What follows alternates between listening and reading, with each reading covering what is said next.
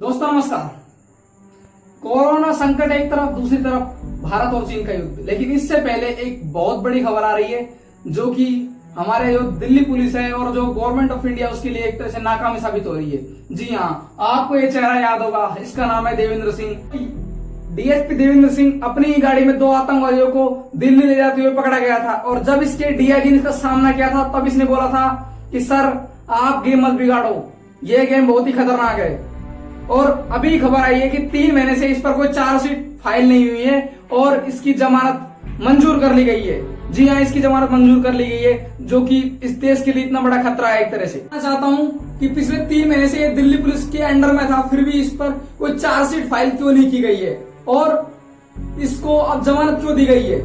मैं मानता हूं कि अब भी ये एनआईए के अधीन है, लेकिन इसकी जमानत मंजूर हो चुकी है और इसकी नहीं, इसके साथ के जो 2 साथी थे आतंकवादी, उनकी भी जमानत मंजूर कर दी गई है। तो क्या इसे हम सरकार की और दिल्ली पुलिस की नाकामी ना कहें तो क्या कहें। और जिन तारों की है उसमें बात कर रहा था कि ये गेम बहुत बड़ा है, क्या वो गेम वाले इसका साथ दे रहे इस चीज में, इस बात का खुलना भी तय है। और इस चीज को जो हमारी मीडिया है वो नहीं बताना चाह रही है, लेकिन ये हकीकत है कि कहीं ना कहीं इसमें बाहर के लोग हैं वो मिले हुए हैं, चाहे वो सरकार में हो या फिर सरकार के बाहर। हम आपको इंडियन टुडे की रिपोर्ट दिखा रहे हैं जिसके अनुसार डीएसपी देवेंद्र सिंह के साथ एक व्यक्ति और पकड़ा गया था, जिसका नाम इरफान सफी मीर है, जो कि एक लॉ स्कूल ड्रॉप आउट है। और इस केस में पूरे में वो एक अहम कड़ी साबित हुआ था और उसी ने एक तरह से केस के अनुसार देखा जाए तो जो ये 2 आतंकवादियों थे उनको पहुंचाने में इसकी हेल्प की थी, लेकिन उसकी भी इस समय बेल हो चुकी है। और इसका कारण क्या है हम जानना चाहते हैं, क्योंकि जो दिल्ली पुलिस है वो गृह मंत्रालय का अधीन आता है। गृह मंत्रालय समय वो हमारे अमित शाह के पास है। और मुझे पूछना चाहता हूँ कि जब आप लॉकडाउन के दौरान एक गर्भवती महिला जिसका नाम सफूरा जरगर है उसको जेल में डाल सकते हैं, तो एक ऐसे व्यक्ति जिसका इतिहास ही काला रहा है उसके खिलाफ एक बड़ा एक्शन क्यों नहीं लिया जा रहा है। क्योंकि जो डीएसपी देवेंद्र सिंह है उसका संसद हमले में भी हाथ बताया गया है, और चाहे वो पुलवामा में हो उसमें भी, क्योंकि उसका वो निवास स्थान है। जिस तरह संसद हमले में जो मोहम्मद नाम का आतंकवादी था जिसको दिल्ली पहुंचाया गया था, उसको पहुंचाने में जो अफजल गुरु पर दबाव डाला था वो भी डीएसपी देवेंद्र सिंह ने डाला था। और क्या ये बात झूठी है।